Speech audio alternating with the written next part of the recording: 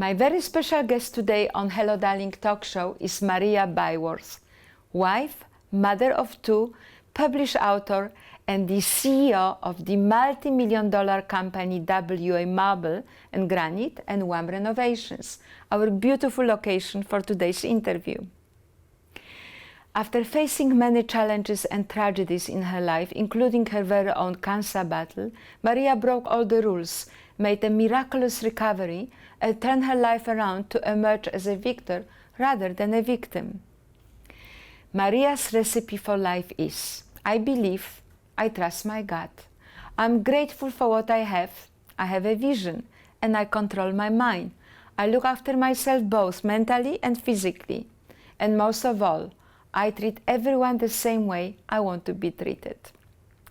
Today I will talk to Maria about her incredible life journey, from poverty and working 3 jobs to building a business empire and finding love, happiness, and financial and mental freedom in her life.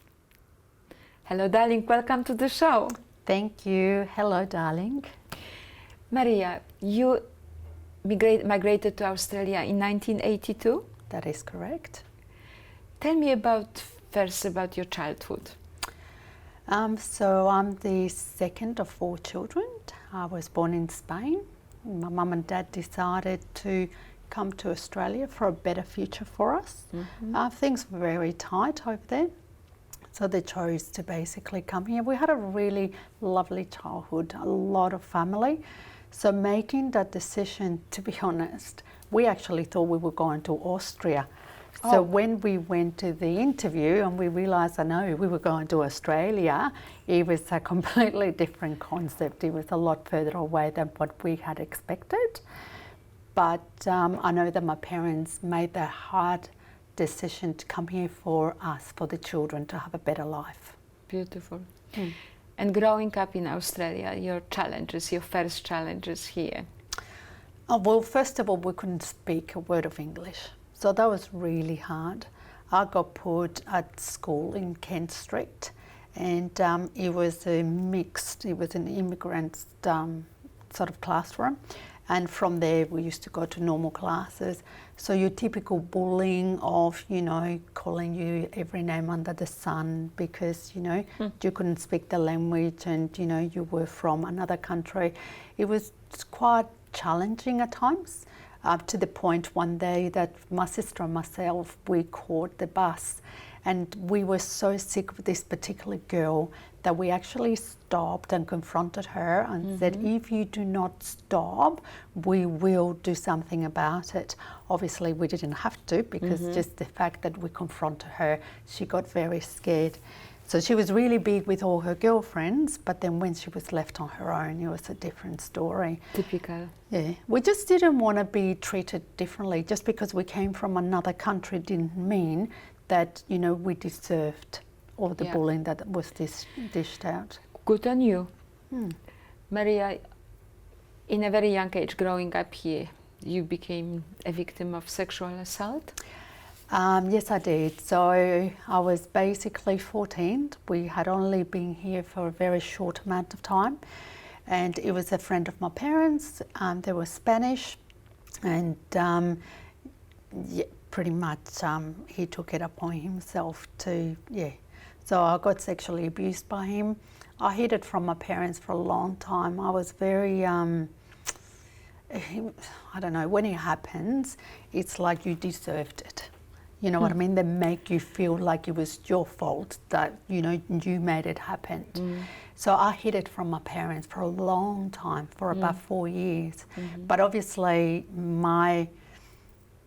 the way that I behaved, my behaviour afterwards really changed, and my parents knew that there was something wrong, but of course I wouldn't, voice it.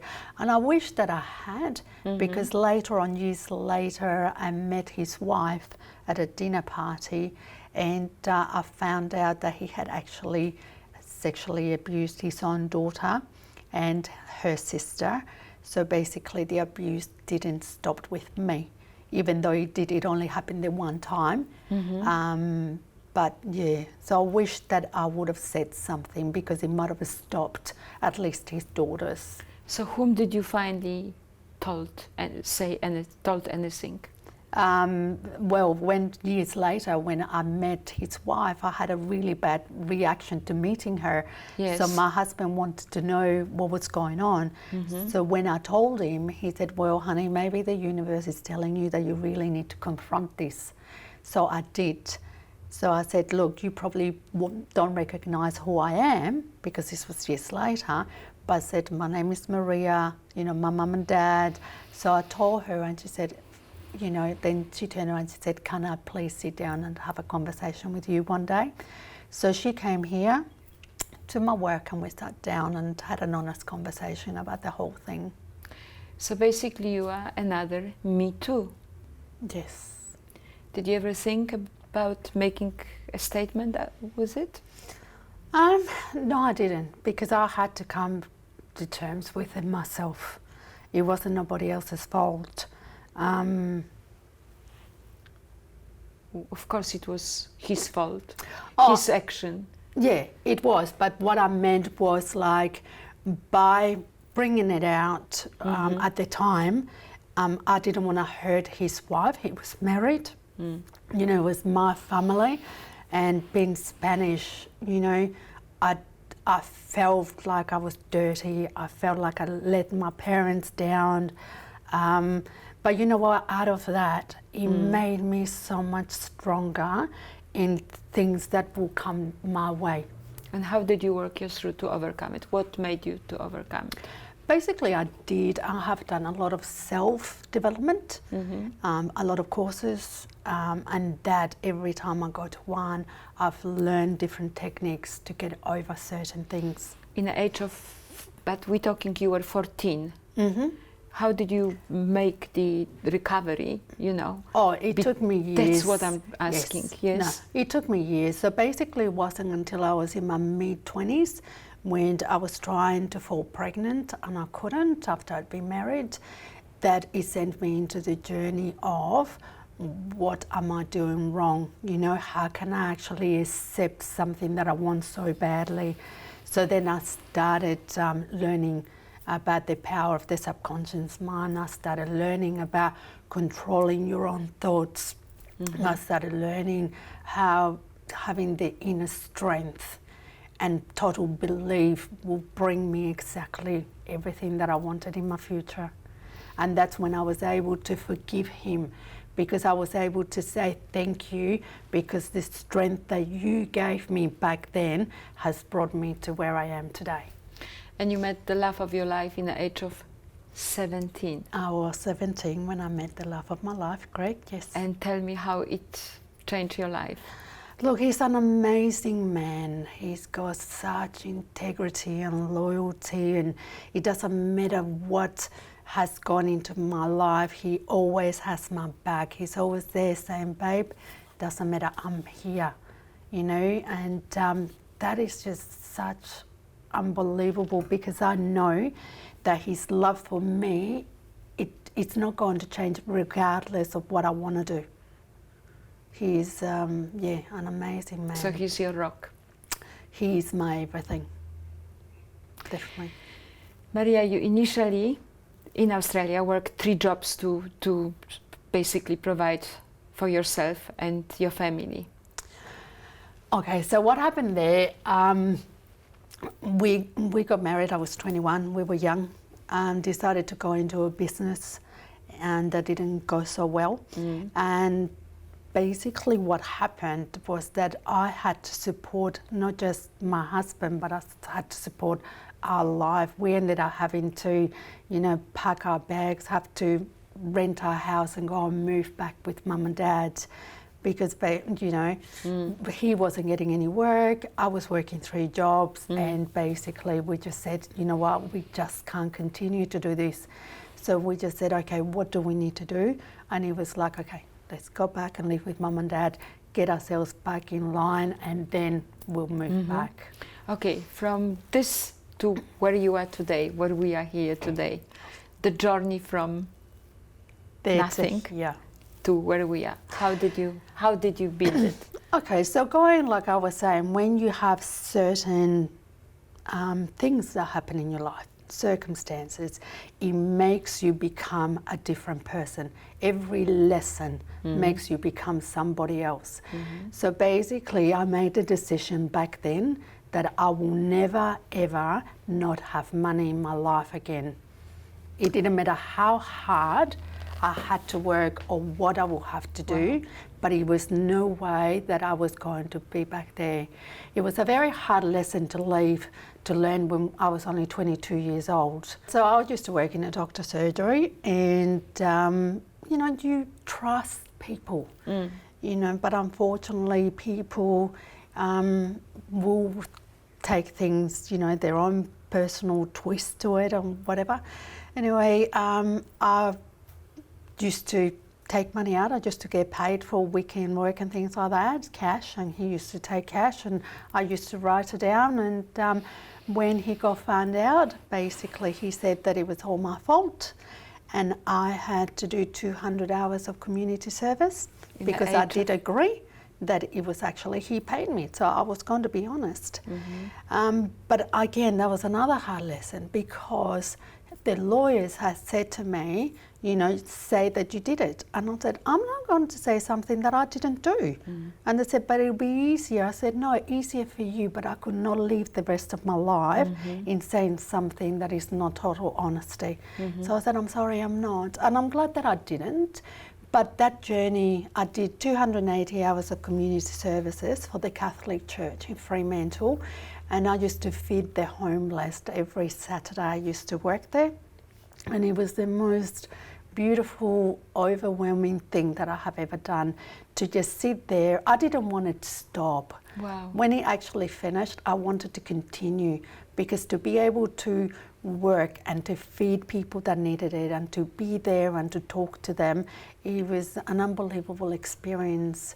But again, it was another lesson of, you know what, believe in yourself, back yourself up, you know the truth of what happened. It doesn't matter what anybody else has to say about it, you know the truth. How did it impact on you, trusting people? Do you trust people now? I made a decision that I will never work for anybody else but myself ever again. So another incredible winning direction out of such a horrible experience. That's correct. For every experience, I learned this from Dr. Dermatini, and he said nothing happens in your life without you having brought it on to you. And I had a bit of an issue with him when he first taught me this. Obviously not your life, everybody's life. Everybody's life. But then when he said to me, he goes, you seeing somebody else what it's already inside of you, right? Somewhere along the line, you have brought that into your life for you to learn a lesson that you needed to learn to move to the next step and the next step. So when I started looking from where he was looking at it, I completely went into these lessons, circumstances that happened to me, and I wasn't a victim anymore. I became, and I said, you know what, thank you. You did that for me to be this person, and you did this for me for be this person. And when I started doing that, forgiveness came to everyone that I had a perception that had done wrong by me. And tell us about becoming mother. Even this wasn't an easy fit for you. It wasn't easy. So my firstborn was IVF. It took me 7 years. Again, patience was not something I had or possessed in my life. Do you know? I do, very much. But it was, and again, it was that persistence of knowing I wanted it so badly, I wasn't going to quit until I got it. And I did everything that I needed. I looked at, you know, the foods that I was eating, the way that I was looking after myself, what was it that I needed to do, relaxation, exercise, you know, I looked at a whole different things that I needed to change. Which ended up with me becoming a mum. Maria, and then life was good, and then something happened. You got diagnosed with cancer. So life was amazing. Being a mum was, oh my God, the happiest day of my life, even today. I'm so proud of my boys, and motherhood is something that I don't take for granted. Mind you, I do not like teenage years, so I can skip that part. Makes you human. Yeah, but no, they're amazing. And so basically 8 years ago, I got diagnosed with stage 4 colon cancer. A real shock to the system because I had always been one to look after myself. Then I found out that my grandfather had actually died from the disease, so I put 2 and 2 together. But yeah, I was in a bit of a shock when it actually happened. What? Of course. Yeah. Yeah, And but I think more so it was the impact that it had in my family, not just me. I just went through, okay, this is what I have to do. Just concentrate on that, block out the noise. My husband, he had a nervous breakdown. My children didn't know how to cope with it. My parents, everyone around me were tippy-toeing around me. And I just said to them, you know what, you need to stop this. You know, we need to have fun. We need to enjoy life. You know, and if I'm going to only be here for a short time, I want to make it a good time. So we went on holidays. We had a great time. We took a lot of pictures. We laughed a lot because I did not want to be the last images that my children had was me in a hospital bed, you know, with a needle in my arm and no hair and being sad and sick. I said, that's not for me. And what were the diagnoses and how did you go ahead with? All right, so the diagnosis was that I had to have 2 operations. So basically I had the tumour removed, and I had an 8 centimetre tumour.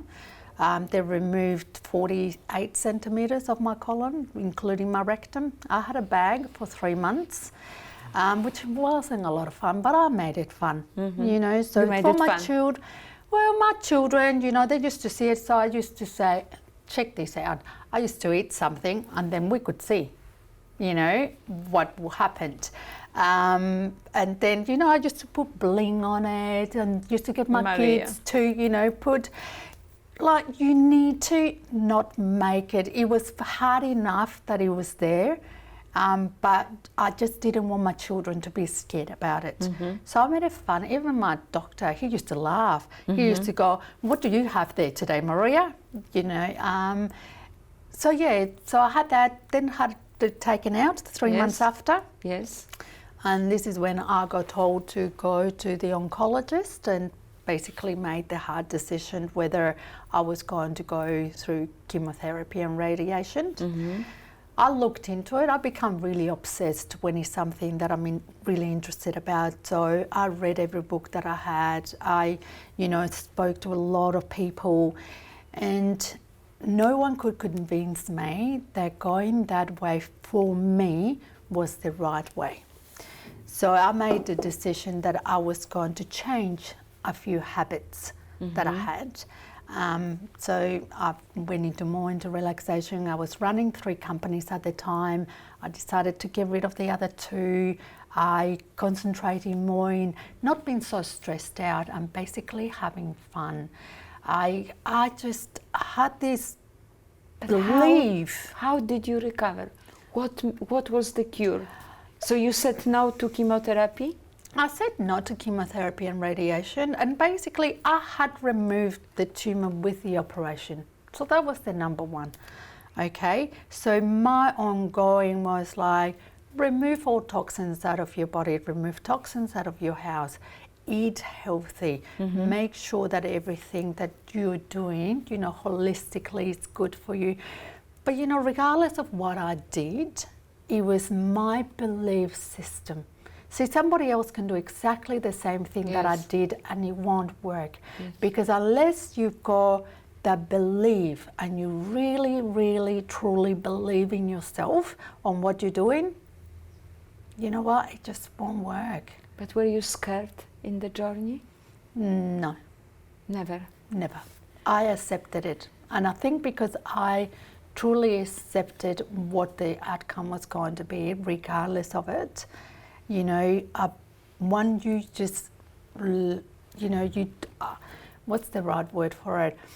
I wasn't holding on to thinking, oh my God, I've got to really believe in this because I'm going to die in a year time or whatever. I knew that I was going to be here for a long time because there's no way I was going to leave my children after it took me so long, or the love of my husband. I was surrounded by so much love that I said, yeah, no, that's not going to happen. And when people used to ask me, I used to go, don't ask me, I want to be here in 10 years' time.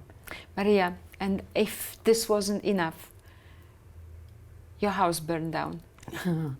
I know. But you know what? Again, it was a horrible thing to happen. I mean, you're in bed 11 o'clock at night. I was dead to the world. A fault with the fridge, our house, and then the gas, was broken. So, we had this bomb type of thing going off in the house. We lost pretty much 90% of everything. But again, my husband, my son and myself that were in the house came out without even a tiny little burn. We were healthy. We had the insurance, we had work. So as much as we lost all these materialistic things, to me, I saw it as a rebirth. It was like there's all these things that's happened in your past. Now your house is burned down. Okay, the universe has sent you lemons, let's make lemonade. So I decided to open up next to our sister company. Yes. Next to W. Marvel and Granite, I opened up Renovations. I said, well, you know what? Let me renovate it, start a new company and launch it with my own house. I'm sure you would make a Guinness Book of Record in turning burning house down to building new and opening new doors. Absolutely. Maria, you also wrote a book on a positive mindset. What made you write the book? That was at the time that I was actually in hospital, sick with a cancer. What I found, a lot of people found it really hard to buy you. People want to come and they want to give you a gift. They want to come and visit you in hospital. And a lot of the gifts that you get was a lot of flowers, which basically I had to end up putting them outside the room because there were too many. I looked like a florist. And people really didn't know what to get you. And at that time, for me, to would have had a beautiful book where if I was feeling down or I needed something, to just open a beautiful book and to give me something to inspire me. And the same thing like I had with my children. We don't realize that we turn around and said a lot of negative children all the time. It's like, don't touch this, don't do that, it's always negative. So I wanted my children to actually, in a day that they were really frustrated and they can't communicate and tell you how they feel because they don't even know themselves, That's right. to be able to open up the book and say, Mummy, this is how I'm feeling today. Maria, one quote from your book: the only person you need to control is yourself. Is this a secret to your long-standing marriage? It is. You don't control your partner? I don't. The minute you try to control somebody else, you're trying to make you right and them wrong. And it's not. You're never right or wrong. It just is. We have a difference of perception. I can look at the same thing and go, oh my God, Barbara, how beautiful are those lips? Somebody will look at them and go, really? So to me, it's always, you know what, you can only control you. You can't control how somebody else thinks. You can't control what their actions are going to be, but you can control how you're going to respond to them. That's right. Maria, if you had a magic wand, what would you, and you had two wishes, one for yourself and one for the world, what would you be your two wishes? What would you wish for? For myself is to continue to have an amazing business family and friends, amazing life that I have at the moment, to continue to be like that. And for the world, I wish more education, because if we had more education and went with our gut rather than our fear, I think we'll all be a whole lot better world.